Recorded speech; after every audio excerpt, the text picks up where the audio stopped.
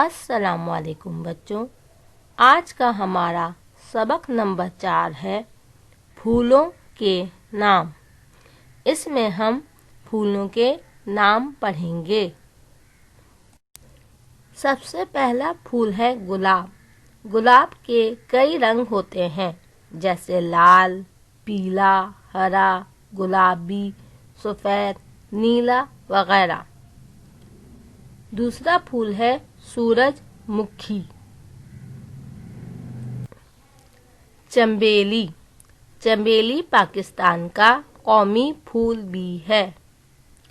موتیا،